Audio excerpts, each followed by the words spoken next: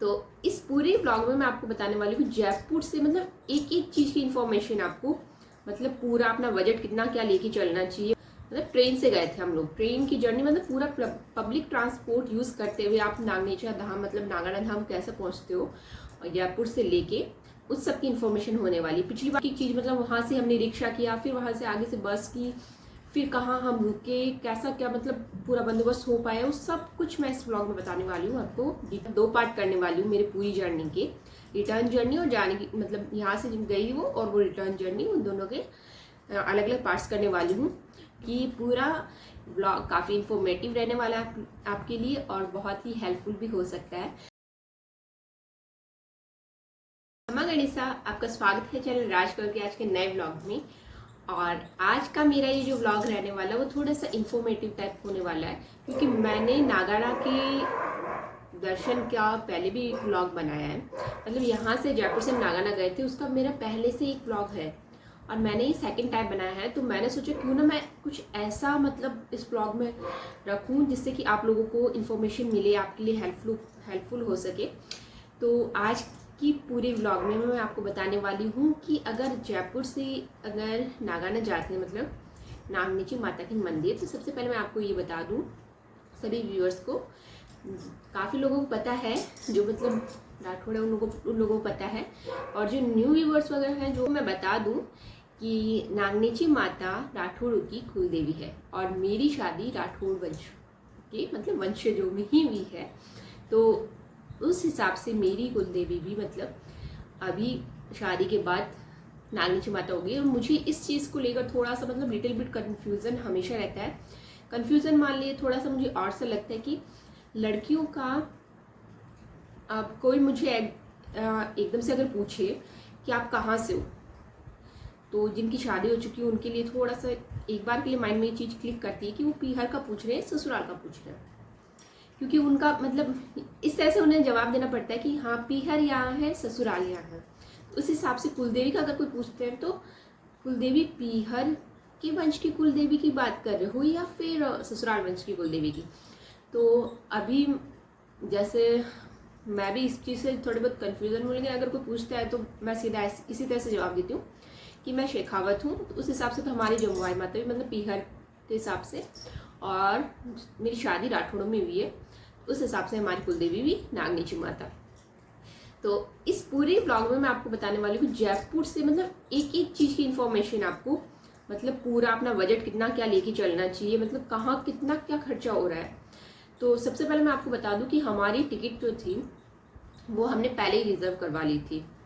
मतलब ट्रेन से गए थे हम लोग, ट्रेन की जर्नी मतलब पूरा पब्लिक ट्रांसपोर्ट यूज़ करते हुए आप नागनेचा धाम मतलब नागाना धाम कैसे पहुँचते हो और जयपुर से लेके उस सब की इन्फॉर्मेशन होने वाली। पिछली बार जब हम गए थे तब हम अपने साधन से गए थे, कार से, तो वो उस टाइम में कुछ भी इन्फॉर्मेशन नहीं बता सकती थी, आपको नहीं दे सकती थी। लेकिन हाँ, अब की बार क्या है कि हम first time public transport use करते हुए गए और एक एक चीज़ मतलब वहाँ से हमने रिक्शा किया, फिर वहाँ से आगे से बस की, फिर कहाँ हम रुके, कैसा क्या मतलब पूरा बंदोबस्त हो पाया, उस सब कुछ मैं इस ब्लॉग में बताने वाली हूँ आपको डिटेल से।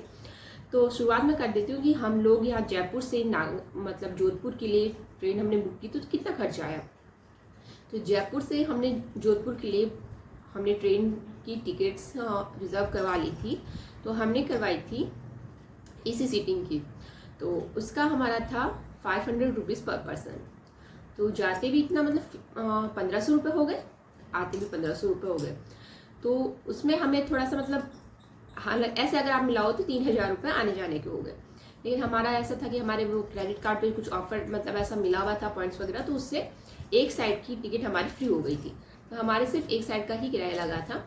और उसके बाद यहाँ से मतलब हम गए, उसमें रास्ते में कौन मतलब अगर हम बैठे हैं, अगर वहाँ से हम कुछ खरीद रहे हैं, चाय कितने में आ रही है, अगर नाश्ता अगर हम ले रहे हैं वो कितने में आ रहा है।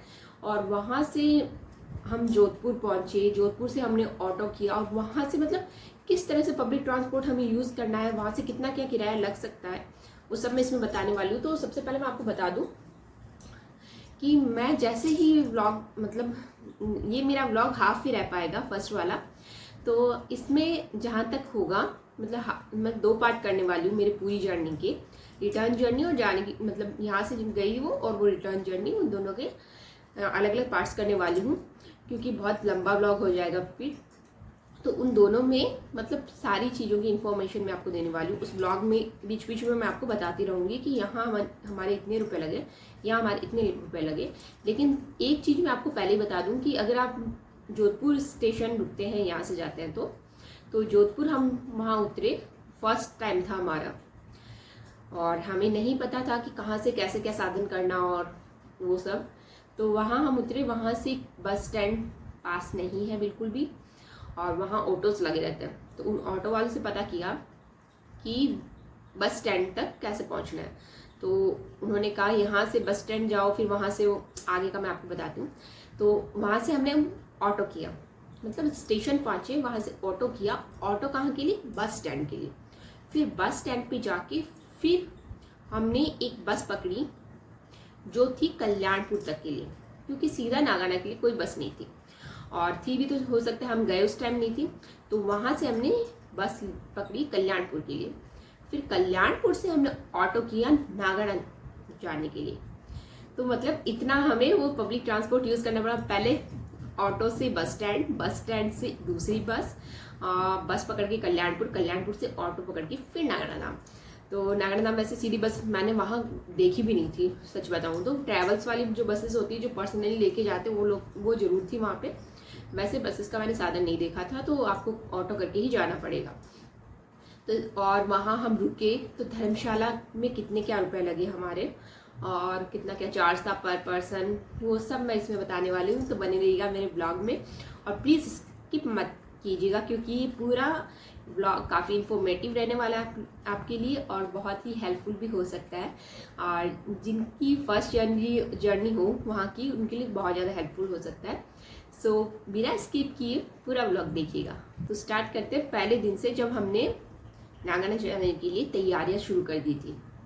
और हाँ, एक बात और कि ये हमारी पहले हम जा चुके थे नागाना धाम, लेकिन हमारी जात ये अभी की मानी जाएगी क्योंकि हम पिछली बार गए थे। जात जो होता है कि वो शादी के बाद जोड़े से फर्स्ट टाइम के लिए कुलदेवी के या किसी भी महाराज के जाते हैं, उसको जात बोलते हैं। तो हम लास्ट टाइम जब गए थे उस टाइम हमें नहीं पता था कि हमारी फेरी मानी नहीं जाएगी क्योंकि उस टाइम मल चल रहे थे, क्या ऐसा कुछ था। कई ऐसे होता है ना कि वो नक्षत्र वगैरह, ऐसा टाइमिंग होता है जिसमें मतलब नहीं मानी जाती फेरी वगैरह। उस टाइम हम गए थे। इस बार हम जात लगाने जा रहे हैं, मतलब हम जोड़े से जात मानी जाएगी हमारी इस समय। उसके लिए हमें लेने बेस वगैरह भी। तो ये सारी जो तैयारी मैंने की बेस लेने की, वहाँ हम कुछ लेके जा रहे हैं रास्ते के लिए, वो सब मैं इसमें दिखा रही हूँ क्योंकि मेरा ये व्लॉग स्टार्ट हो रहा है पहले दिन से। जिस दिन हम गए उससे पहले दिन से हमने क्या क्या तैयारी की जाने के लिए, और वो सब मैं इसमें दिखाने वाली हूँ। So please we continue this vlog और watch till the end. So today is the day before departure. तो अभी सबसे पहले हम जा रहे हैं माता रानी के लिए बेस लाने के लिए, मतलब हमारी जो कुलदेवी है नागनीचा माता, उनके लिए ड्रेस लाने, और साथ ही उस ड्रेस पर सारी सुहाग की चीज़ें रखी जाएगी। जैसा मैंने आपको पहले बता दिया कि हमारी जात मतलब उस टाइम मानी नहीं गई थी। जात मतलब शादी बाद पहली बार माता रानी के धूप लगाने जाते कुलदेवी की, उसे जात बोलते हैं। तो उसके लिए हम फर्स्ट टाइम जा चुके हैं, लेकिन उस टाइम मैंने वो रीज़न आपको पहले बता दिया है। तो अभी हम जा रहे हैं सेकंड टाइम। तो अभी हमें ड्रेस वगैरह वो लेनी है। तो सबसे पहले जाके वो ड्रेस और वो जो भी सुहाग की चीज़ें होती है, मतलब चूड़ियाँ वगैरह, सिंदूर, जो भी मतलब कांच कंगी वगैरह जो भी चीज़ें होती है वो सब उसमें लेके इंक्लूड करके लाएंगे उन सब चीज़ों को। तो अभी जल्दी से निकलना है हमें शॉप पे। और यहाँ से हमने माता रानी के लिए बेस भी ले लिया चुनरी का, और ये बचा था लास्ट बेस लास्ट ही और मिल गया से डाल। ये बेस एक्चुअली किसी ने पसंद किया था और उन्होंने कहा मार्केट में जाके आते, वो भी नागनीचा माता के जा रहे थे, और ये हमारे लिखा था जाएगा तो माता के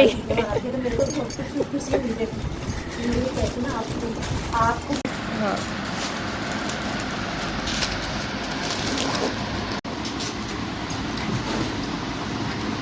आने के बाद now I am in kitchen, जैसे कि आपको पता ही है, आपको दिख ही रहा है। और वैसे कि खाना वगैरह तो मैं बना के गई थी, लेकिन अभी बनाना बाकी है माता रानी का भोग। और पहले मैंने ऐसा सोचा था कि लापसी बनाऊंगी, उनकी भोग लगता है तो लापसी लेके जाऊंगी, लेकिन हमारी क्या ट्रेन सुबह थोड़ी जल्दी है जिसकी वजह से मतलब लापसी भी बनाओ, फिर उधर बच्चे को भी तैयार करो, खुद भी नहाना धोना, मतलब वो सब नहीं हो पाएगा। तो अभी से मैं चूरमा बना के रखने वाली हूँ। अभी मैं स्टार्ट कर देती हूँ चूरमा बनाना। खाना वगैरह ऑलरेडी तैयार है। फ्रूट बनाने मैंने स्टार्ट कर दिया है। प्रसाद भी बन के हो चुका है तैयार। और ये चूरमा, 1 मिनट में लाइट जला देती हूँ, ऐसे कुछ दिख रहा नहीं इसमें।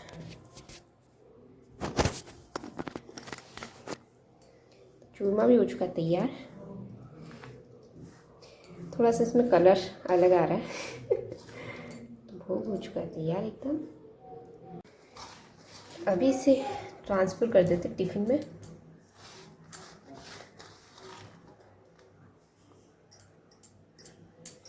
माता रानी की प्रसादी बनाने के बाद अभी मैंने स्टार्ट कर दिया है कल का लंच बनाना। तो उसके लिए मैं अभी सब्ज़ी बना रही हूँ। मतलब सब्ज़ी तो क्या, हाँ चटनी कह सकते, लहसुन की चटनी। हाँ, अभी लंच के लिए सब्ज़ी बनाने के बाद, मतलब चटनी बनाने के बाद, अभी मैं बना रही हूँ पूड़ियाँ। जस्ट अभी बन रही है, थोड़ी बहुत बन के तैयार भी हो चुकी हैं।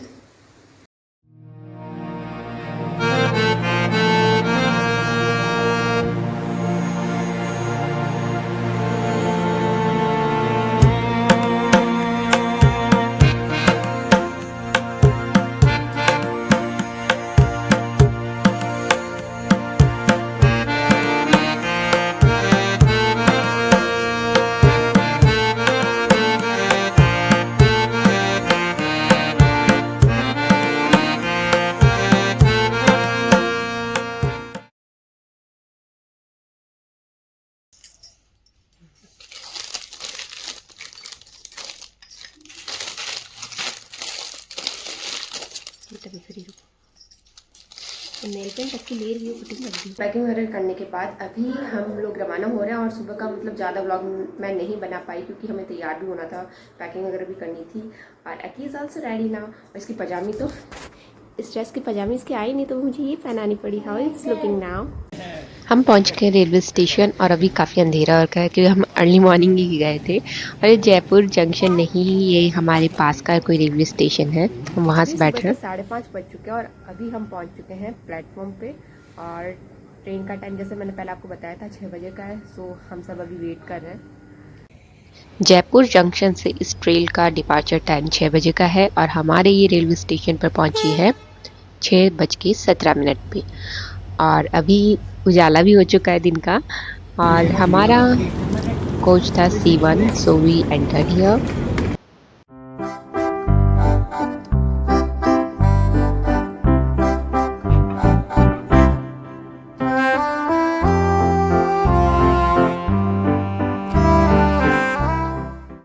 सुबह की चाय हम पी रहे हैं ट्रेन में ही, तो इसका भी मैं आपको बता दूं कि एक चाय के हमारे लगे 10 रुपये, एक चाय के, तो 3 चाय के 30 रुपये।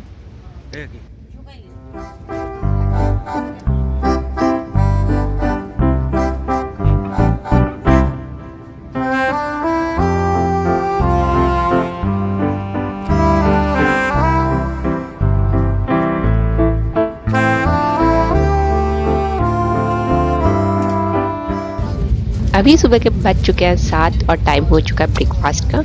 तो हमने लिया एक ब्रेड कटलेट जो कि 50 रुपये में हमें मिला, और एक प्लेट पोहा हमने लिया जो भी 50 रुपये मिला। और इन सब से हम तीनों चारों का पेट भर चुका था। So that was enough for the breakfast. सुबह का नाश्ता करने के बाद हमें इतना अच्छा व्यू देखने को मिला। और ये है सांभर लेक, मतलब राजस्थान की सांभर झील, जो कि अपने नमक उत्पादन के लिए प्रसिद्ध है। तो राजस्थान में नमक उत्पादन इसी से होता है। बहुत ही अच्छा व्यू हमें सुबह सुबह देखने को मिल गया था। सुबह के 9 बजे डेगाना जंक्शन हमारी ट्रेन रुकी थी थोड़ी देर के लिए, और वहीं किसी पैसेंजर का दूसरे पैसेंजर से झगड़ा भी हो गया। सो पुलिस अराइव्ड देयर।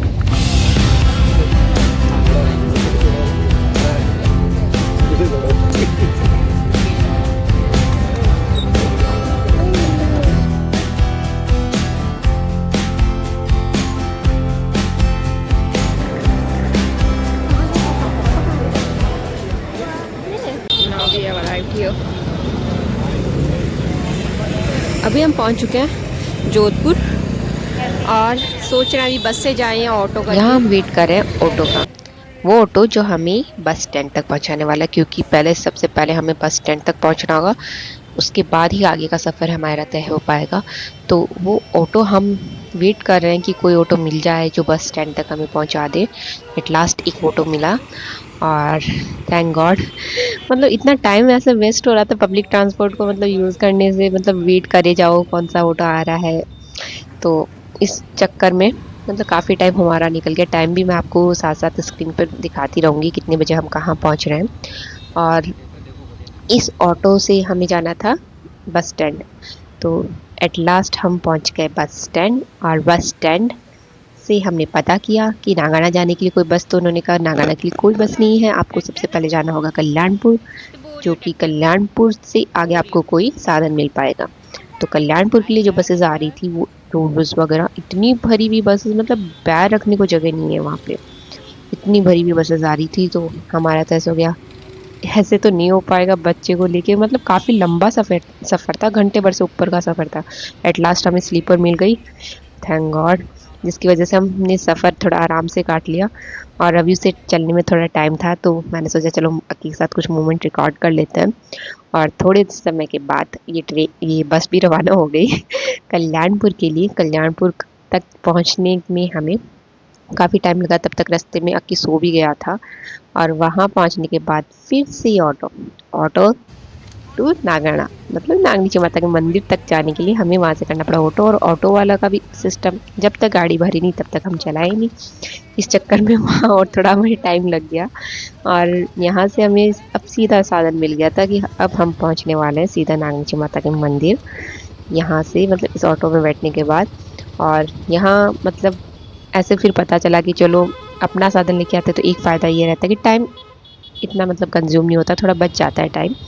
लेकिन फिर भी ठीक है, मतलब मज़ा तो पब्लिक ट्रांसपोर्ट यूज़ करके आता है, मतलब कुछ तो एक्सपीरियंस होता है। और ये जो आप रास्ता देख रहे हैं ना, ये है कल्याणपुर से नागाना का, मतलब नागनी माता के मंदिर जाने के लिए। तो ये पूरा रास्ता मतलब इतना सूना, मतलब मतलब कोई मकान वगैरह कुछ भी नहीं दिख रहा, आसपास ही खेत पड़े हैं, इनमें भी कुछ उगा हुआ नहीं है, मतलब थोड़े बहुत हैं तो कोई सूखे पड़े हैं, मतलब ऐसे सुनसान सा इलाका पूरा। कोई एक आध मकान दिख गया तो दिख गया, और मतलब इतनी दूर जाके माता रानी का मंदिर। बट ये सफ़र भी हमें मतलब बहुत अच्छे से कटा, और इतनी तेज़ हवा चल रही, धूप तो बहुत भयंकर थी, बहुत भयंकर वाली धूप थी। और यहाँ एक भी बस मैंने नहीं देखी ट्रैवल्स के अलावा, और इतनी तेज़ हवा चल रही थी यहाँ कि अक्की को भी मतलब मज़े आ रहे थे इतनी तेज़ हवा में। तो और यहाँ आप देख रहे हैं कि सामने ये जा रहे हैं पैदल यात्री माता के, और ये लोगों ने यहीं से मतलब पार्किंग स्टार्ट कर दी है, मतलब वो पहाड़ जो देख रहे हैं उधर है मंदिर, और यहीं से पार्किंग स्टार्ट कर दी है। मतलब इतनी ज़्यादा भीड़ नवरात्रा में माता के कि यहाँ से पार्किंग, मतलब फिर हमने सोचा कि यहीं कहीं पार्क ना कर दे ऑटो वाले, लेकिन ये भैया लेके गए उधर गेट तक, माता रानी के द्वार तक। तो ऐसा लगा चलो ठीक है, इतनी दूर थोड़ा कम चलना पड़ेगा क्यों परेशान हो रहे थे सफ़र से। तो और एट लास्ट हम पहुंच गए हैं हमारे धाम, मतलब माता के धाम पे। और ये जो आप गेट देख रहे हैं, यहाँ से एंट्री अलाउड नहीं थी, यहाँ बीच में सामने डंडा लगाया था और दूसरे रास्ते से हमें जाना था। और यहाँ जाने के बाद सबसे पहले हमने ट्राई किया धर्मशाला के लिए। अभी यहाँ जा रहे हैं धर्मशाला में रूम्स का पता करने, अगर अवेलेबल हो तो।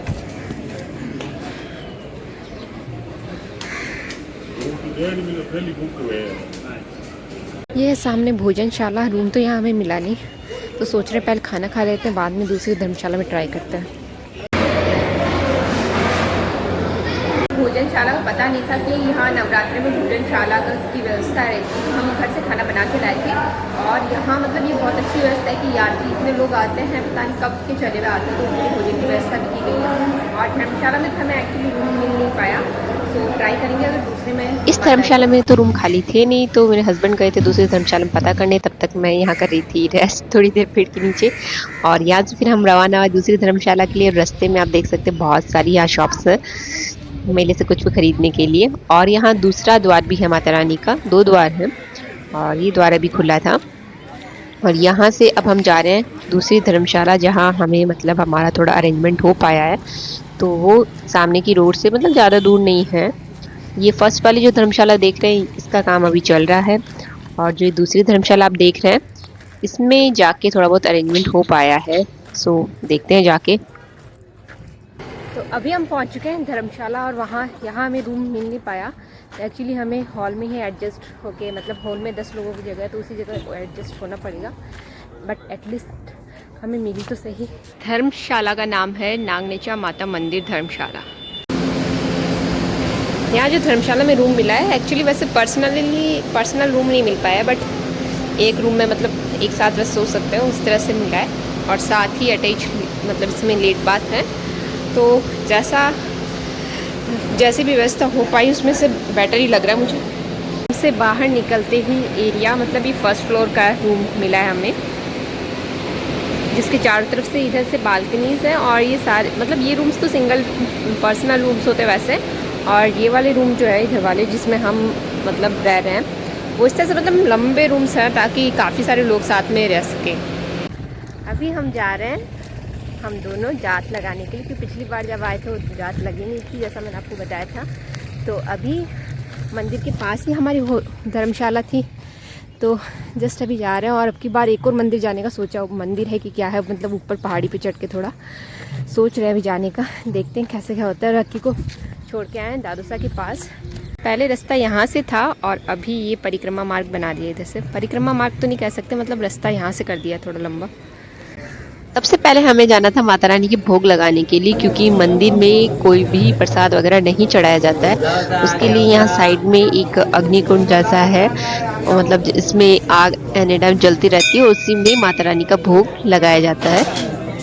तो यहाँ हम जो घर से भोग बना के लाए थे वो, और जो बाहर से हमने प्रसाद लिया था वो, उन सबका भोग हमने यहाँ माता रानी के लगवाया, और उसके बाद हम मंदिर गए। और यहीं पे मतलब तिलक और मोली वगैरह सब कुछ यहीं हो जाता है। उसके बाद हम मंदिर गए, और ये है नागनेचा माता मंदिर का भवन जो आप सामने देख रहे हैं। और यहाँ दर्शन करने के बाद हम गए, साइड में एक बाबूजी महाराज का मंदिर भी है, तो वहाँ हमने दर्शन किया। और ये है मतलब पूरा लुक, यहाँ से मैं आपको दिखा सकती हूँ बाहर पूरी जो व्यवस्था की गई थी। ऊपर जो पहाड़ बादल का तो मस्त हो रहा है ना।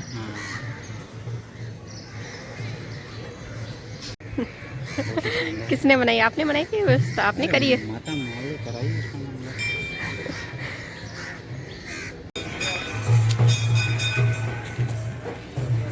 काफ़ी मशक्क़त के बाद हमें रास्ता मिल गया है धर्मबारी का, और जो कि रास्ता तो ठीक है बट तेज बहुत है धूप। तो देखते हैं एनर्जी कितनी क्या रहती है हमारे अंदर। रेड बुल पिला लो, फिर लिपट जाओ।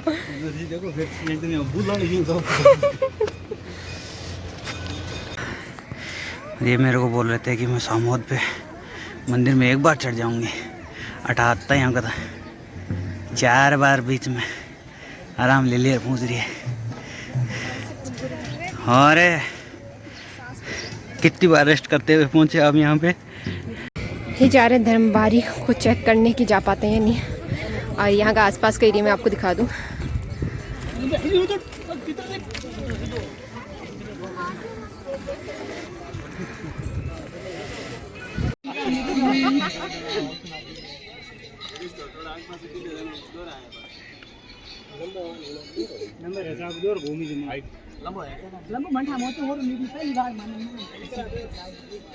ये बन रहा है हमारा घर, 1 मंजिल होगी।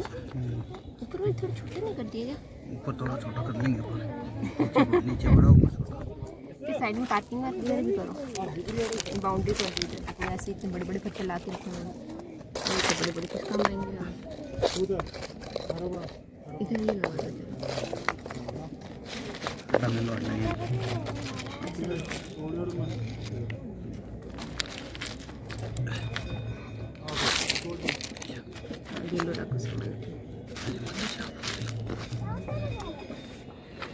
कैसा लगा हमारा घर? Please rate it. 2 मंजिल का 2 मंजिल का घर। नीम का बाटक लगा था, चलो कोई नहीं, छत पर लगा दिया। कोई तो नीम का बाटा की पूजा कर दी, छत का बाटा की पूजा कर रहे हो आरसीसी की। माता के दर्शन करके आने के बाद और उनकी जात लगाने के बाद हम गए थे धर्मबाड़ी, और धर्मबाड़ी पे जाके आने के बाद अभी हम फिर से आ गए हमारे रूम पे। और हमारा रूम आपको दिखा देती हूँ कुछ इस टाइप से, मतलब अभी अरेंज हो पाया है क्योंकि इतनी ज़्यादा भीड़ है कि ये रूम मिल गया, वो भी मतलब बहुत माता की मेहरबानी वालों की रूम मिल गया, नहीं तो कॉरिडोर में ही लोगों को ऐसे ले डालता है। मैं आपको ये भी बता दूँ कि होटल का कितना क्या चार्ज रहने वाला है। तो वहाँ जब हम गए थे नागेश्वर माता के जो सामने धर्मशाला है, उसमें वैसे रूम्स थे नहीं। AC का रूम 1000 रुपीज़ पर रूम, और यहाँ हमें मिला है 150 रुपीज़, मतलब हम 150 में हम सब, मतलब हम चारों पर्सन का हो गया यहाँ पे रहने का बंदोबस्त। तो वहाँ पर रूम 1000 रुपये लग रहा था। उसके कंपैरेटिवली अगर देखें तो बहुत ही सस्ता है ये, और रात रात गुजारने के लिए ठीक है। और अभी 6:30 बजे का टाइम है माता की आरती का, और इस समय मैं, हस्बैंड और इसके दादू साहब बाहर गए, मैं अभी सो रहा है।